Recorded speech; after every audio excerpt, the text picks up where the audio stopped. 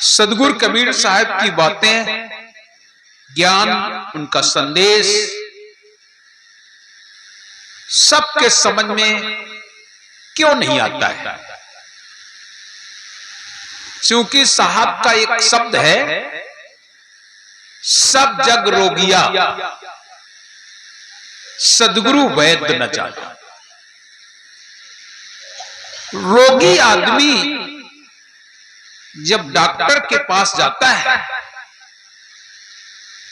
तो डॉक्टर उसके रोग को ठीक करने के लिए जो दवाएं देते हैं उनका सभी लोग सही से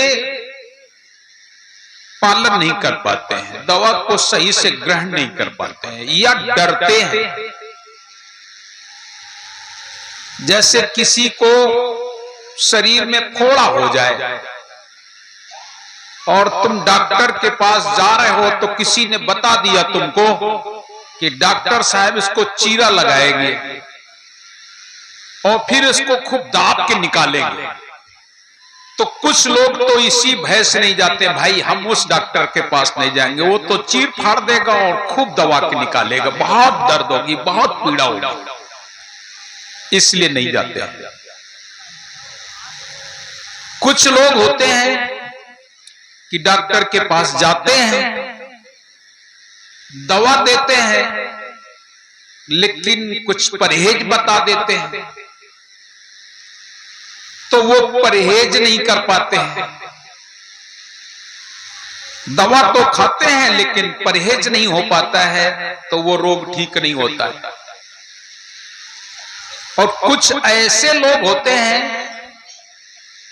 जो दवा खाते ही नहीं है, खाते ही नहीं। बस ठीक इसी तरीके से सदगुरु कबीर साहब की वाणी है। वाणी सभी महापुरुषों की मैंने बताई आपको, लेकिन सदगुरु कबीर साहब की वाणी से लोग डरते इसलिए हैं क्योंकि उनको भय है कि कबीर साहब की वाणी अगर हमने अपने जीवन में धारण करी तो मेरा सब छूट जाएगा। हम हजारों वर्षों से, जाने कितने दिनों से हमने ये देवता अपने घर में रख रखे हैं, ये छूट जाएंगे। कुछ लोग कहते हैं कबीर साहब की बातें तो बहुत अच्छी लगती हैं, लेकिन जो वो कहते हैं कि इतना ये छोड़ दो खाने पीने का, वो भाई हमसे नहीं छूटेगा। ऐसे लोग भी कबीर साहब की वाणी को सुनने से कतराते हैं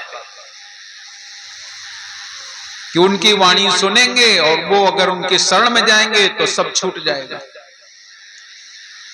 और कुछ लोगों को इतनी प्यारी लगती है साहिब कबीर की वाणी, वो पढ़ते खूब है। तमाम ऐसे लोग आते हैं सदगुरु कबीर साहब के साहित्य को खूब पढ़ते हैं, बड़े ध्यान से पढ़ते हैं, लेकिन उस पर अमल नहीं करते हैं। सदगुरु कबीर साहब का एक एक शब्द अमृत के समान है। कहें कबीर सुनो भई साधो, अमृत बचन हमार। शर्त क्या लगा रहे हैं, क्या कह रहे हैं?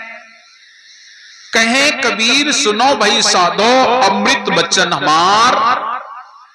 जो भल चाहो आपनो तो परखो करो विचार। अगर तुम अपना भला चाहते हो तो परखो और विचार कर लो। परखोगे, विचार करोगे तो आपको पता लगेगा कि सदगुरु कबीर साहब का सिद्धांत, उनकी वाणी, उनका ज्ञान क्या कह रहा है। आज अधिकतर लोगों के मन में कुछ ये भावना हो जाती है, कबीर साहब की का बात सुन, वे तो अनपढ़ थे, उनको ये पता नहीं है कि उस अनपढ़ की बातें जिसे तुम अनपढ़ कह रहे हो, विश्व के सबसे बड़े मंच पर सदगुरु कबीर साहब की ही वाणी रखी जाती है। बड़े बड़े लोग आज सदगुरु कबीर साहब पर पीएचडी कर रहे हैं, पढ़े लिखे लोग, बड़े बड़े विद्वान। और जहां पर किसी की वाणी काम नहीं करेगी, वहां पर सदगुरु कबीर साहब की वाणी काम करेगी। वो ज्ञान है साहब कबीर का। आप लोग, कुछ लोग इसे संकुचित विचारधारा के लोग होते हैं जो इसे एक सीमा में बांध देते हैं।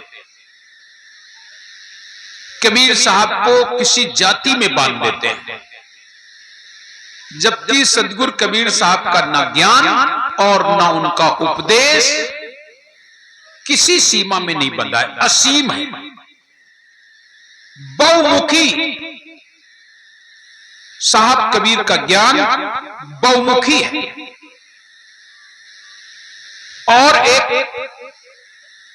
सर्व मानव के लिए, सर्व जाति के लिए, सारे जीवों के लिए। यहां कोई पक्षपाती वाली बात नहीं होती है। हां, यह हो सकता है कि हम पक्षपाती कर सकते हैं, बोलने वाला पक्षपात कर सकता है। कुछ ऐसे लोग होते हैं बोलने वाले जो पक्षपाती की बातें करते हैं, लेकिन सदगुरु कबीर साहब तो सीधे कहते हैं, पक्षा पक्षी कारणे हंसा गया बिगोय, निष्पक्ष होय के हरि भजे, संत कहावे सोए।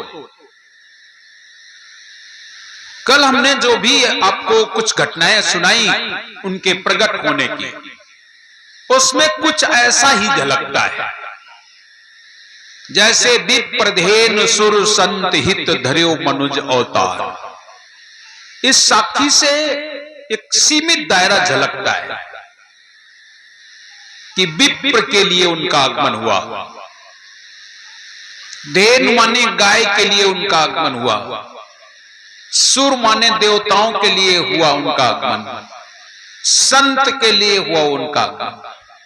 लेकिन हमारे सदगुरु कबीर साहब का दायरा इतना नहीं है, बल्कि धर्मदास साहब तो बड़े एक विचित्र शब्दों में एक बात कहते हैं, अरे संतों को तारा तो क्या तारा, संत तो तर ही जाएंगे, जो भक्त है उसका तो उद्धार हो ही जाएगा, अच्छे मार्ग पे चलने वाला है उसका तो कल्याण हो ही जाएगा।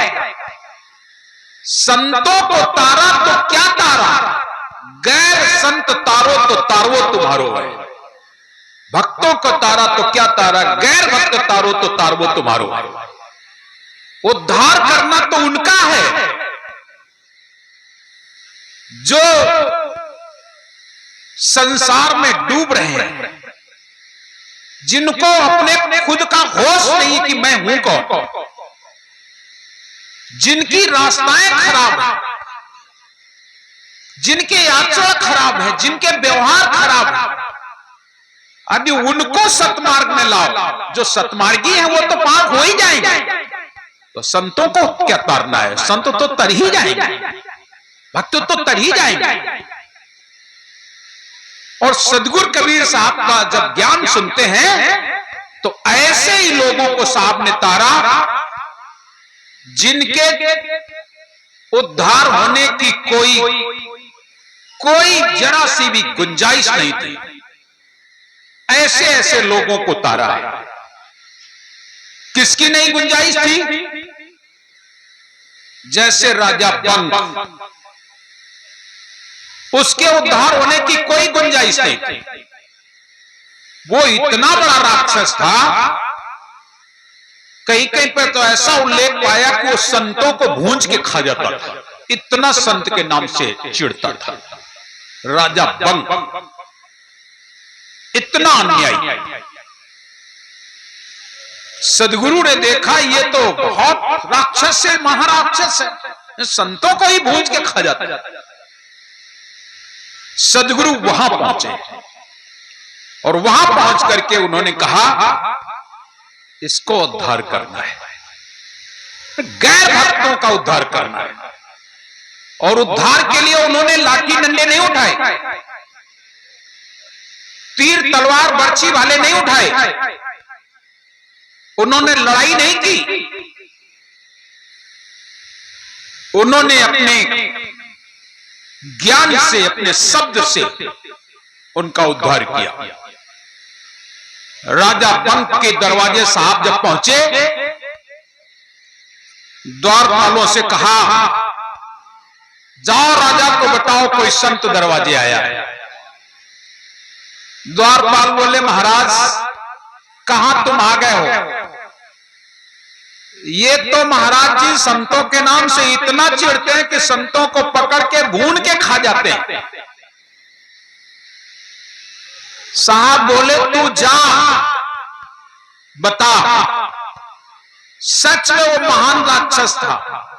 जिस समय साहब दरवाजे पहुंचे उस समय सो रहा था। उसको जगा के द्वारपालों ने बताया भी कि एक महाराज आए हैं, लेकिन नींद इतनी विचित्र थी कि वो जागा ही नहीं, जागा ही नहीं। साहब बोले, जागेगा तभी सही। वो 11 बजे दिन में जागा। आपके यहां भी कुछ लोग सोते हैं ऐसे कि नहीं?